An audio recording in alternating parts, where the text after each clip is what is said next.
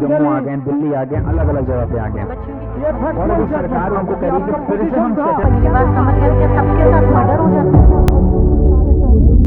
Hello बेटा, welcome to पावरजॉल academy.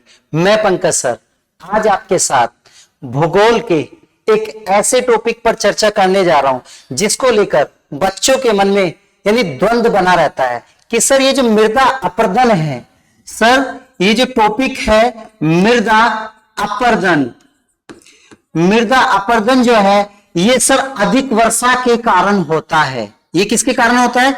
यानी अधिक वर्षा के कारण मृदा अपरदन होता है। मुझे कुछ बच्चों ने बताया कि सर जिन क्षेत्रों में वर्षा अधिक होती है उन क्षेत्रों में मृदा का अपरदन होता है। तो मैं उनकी बात से कहा बेटा आप बात तो सही बोल रहे हैं, परंतु जिन क्षेत्रों में वर्षा होती नहीं है मृदा का अपरदन तो वहां भी होता है। तो बच्चे कहने लगे कि सर वहां नहीं होता है। मैंने कहा नहीं बेटा, मृदा का अपरदन वहां भी होता है। तो मुद्दा ये नहीं है कि वर्षा अधिक हो रही है तो मृदा का अपरदन होगा। तो मुद्दा क्या है? मुद्दा है बेटा वर्षा। यदि बेटा वर्षा कहीं ज्यादा होगी तो मृदा का अपरदन तो भी होगा, और वर्षा कहीं कम होगी तो बेटा मृदा का अपरदन तब भी होगा। वर्षा कहीं ज्यादा होगी तो वहां जो पानी है, पानी बेटा, पानी का जो बहाव है, पानी का बहाव तेजी से होगा। जब पानी का बहाव तेजी से होगा तो वहां मिट्टी पानी के साथ बह के चली जाएगी। मिट्टी पानी के साथ बह के एक स्थान से दूसरे स्थान पर चली जाएगी। तो इस प्रक्रिया को मृदा अपरदन कहते हैं। जब जब बेटा मृदा अपरदन की क्रिया होती है तो उसी के साथ एक क्रिया होती है, उसको बेटा निक्षेपण कहते हैं। निक्षेपण, मृदा अपरदन के साथ बाबू एक निक्षेपण की प्रक्रिया होती है।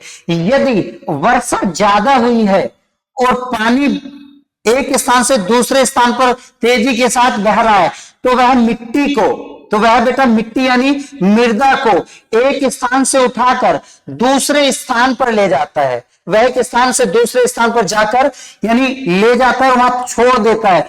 उस मिट्टी को एक स्थान से उठाकर दूसरे स्थान पर छोड़ता है। जहां मिट्टी छूटती है उसको बोलते हैं मृदा का निक्षेपण। जहां से मिट्टी उठती है उसको बोलते हैं बेटा मृदा का अपरदन। बात क्लियर होगी?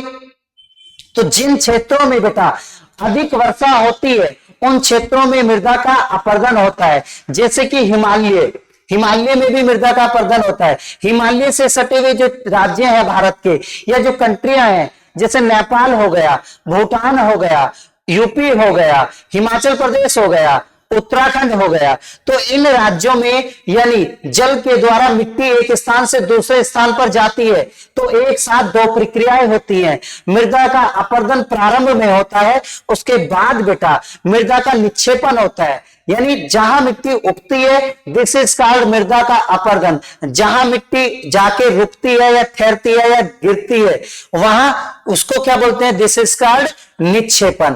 लेकिन बेटा आपको जानना है बाबू कि सर वर्षा जहां कम होगी, बेटा आप मुझे एक बात बताओ, जहां वर्षा कम होगी, जैसे भारत का एक राजस्थान, भारत में राजस्थान एक राज्य है, या हम बात करें मरुस्थल, जैसे सहारा मरुस्थल, गोबी मरुस्थल, थार मरुस्थल, राजस्थान में पड़ता बेटा थार।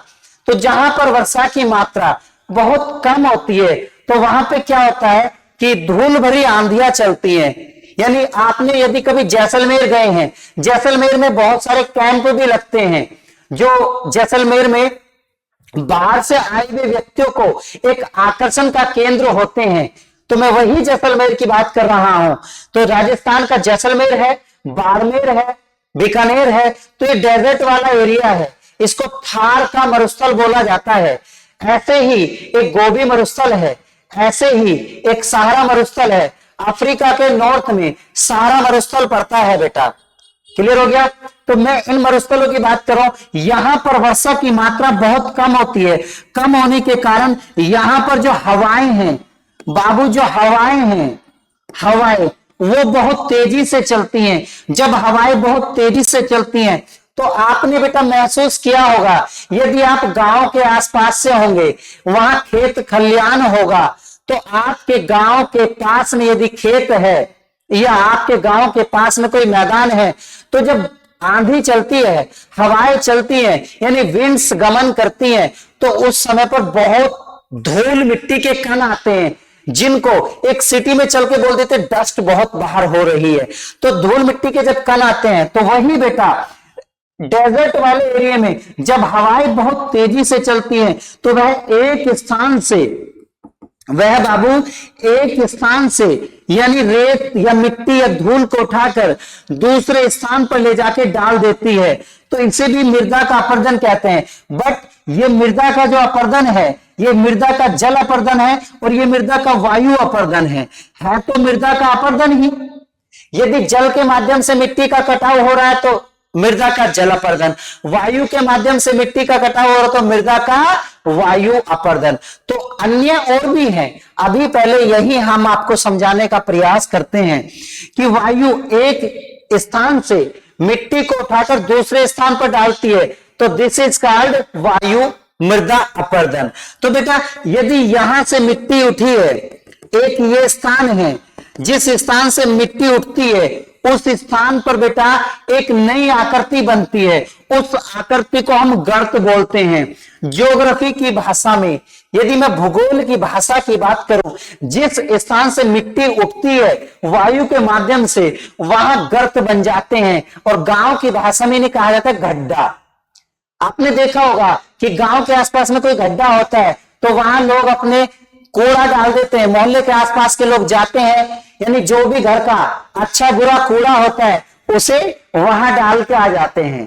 तो वायु जिस स्थान से मिट्टी को उठाती है, उस स्थान में एक नई आकृति जन्म लेती है, उसको कहा जाता है गर्त। और मिट्टी जिस स्थान पर जाकर एकत्रित होगी, मिट्टी जिस स्थान पर जाकर वो रुकेगी या ठहरेगी, तो उस स्थान पर एक नई आकृति जन्म लेती है, उसको बोलते हैं बेटा टिब्बा। उसको क्या कहा जाता है राजस्थान में? टिब्बा कहा जाता है, यानी बालू टिब्बा, या आप इसको कह सकते हो ये ऊंचाई वाला क्षेत्र होता है, या यहाँ एक पहाड़ी नुमा आकार बन जाता है। टिब्बा होता है या पहाड़ी नुमा आकार होता है, या यहाँ पर पिरामिड आकार बन जाता है, यानी पिरामिड आकार। क्लियर हुआ बेटा? तो आपको पता चला मेरे प्यारे बच्चों कि अपरदन जो नाम का ज्योग्राफी में जो कॉन्सेप्ट है, वो जल के माध्यम से जहां अधिक वर्षा होती है वही नहीं होता, बल्कि अपरदन वहां भी होता है जहां पर वर्षा नहीं होती है। और जब भी अपरदन होता है, अपरदन के साथ में बहुत सारी क्रियाएं होती हैं, निक्षेपण की क्रियाएं होती हैं, गर्त बनने का कार्य होता है, बालू टिब्बा बनने का कार्य होता है, यहां बहुत सारी क्रियाएं चलती हैं। मिट्टी का एक स्थान से दूसरे स्थान पर जाना, बीच में बहुत सारे अवसाद जो होते हैं जिन्हें जो लेकर चलती है, जब किसी एक स्थान पर उन्हें एकत्रित करती है, तो वहां एक उपजाऊ मैदान भी जन्म लेता है। क्लियर हुआ बेटा? तो नेक्स्ट वीडियो में आप मृदा अपरदन से संबंधित बहुत सारे और कॉन्सेप्ट को देखना ना भूलें। हम नेक्स्ट वीडियो में मृदा अपरदन से रिलेटेड कॉन्सेप्ट को लेकर आने वाले हैं। बने रहिए पावरफुल अकेडमी चैनल के साथ। Subscribe for more content.